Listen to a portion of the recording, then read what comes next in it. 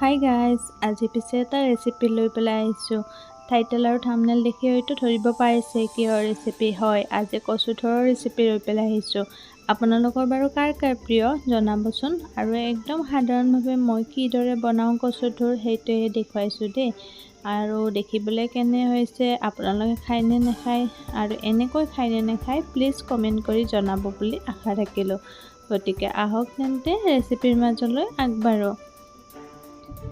আমাৰ এইকেইডাল কচু কিন্তু আমাৰ ঘৰতে হোৱা।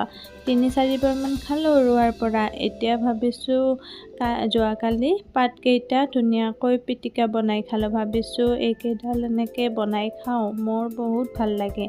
আৰু এই কচুকেইডাল এনেকৈ কাটি ল'লোঁ ধুনীয়াকৈ। বাকলি পিছে এৰুৱা নাই, মই সেনেকৈ খাই পেলাই বেছি ভাল পাওঁ।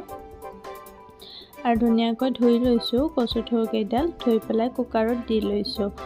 আৰু কচুথোৰত বুট দি পেলাই কোনে কোনে খাই পাইছে প্লিজ জনাব নাপাহৰিব দেই। এনেকৈ বুট দি খাই চাবচোন, বহুতে টেষ্টি লাগে সঁচাকৈ।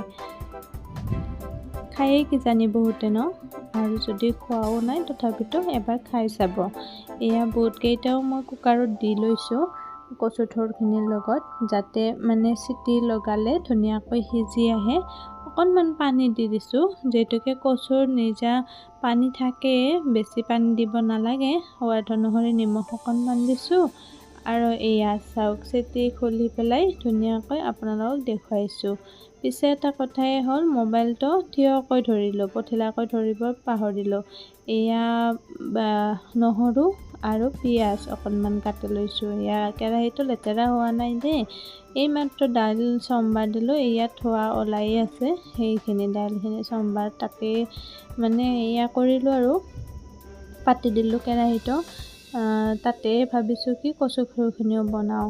এয়া পিঁয়াজখিনি দি ল'লোঁ, যিহেতুকে কচুথোৰৰ নিজা এটা সোৱাদ থাকে, গতিকে বেছি বস্তু দিলে মই ভাবোঁ ইয়াৰ গুণটো নোহোৱা হৈ যাব। সেইকাৰণে বেছি বস্তু নিদিওঁ, একদম চিম্পুল আৰু হেল্ডিও যিহেতুকে হয়।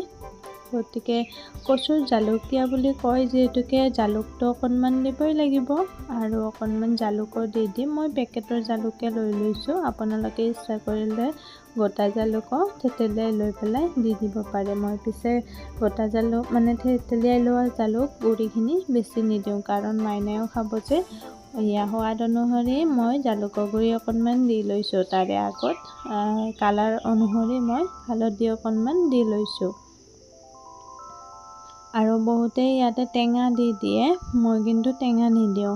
অকণমান ধনিয়া গুড়িও লৈ লৈছোঁ, যিহেতুকে দালিখনত আম টেঙা দিয়াই আছে, গতিকে মই ইয়াতে এনেকৈয়ে বনাম বুলি ভাবিছোঁ।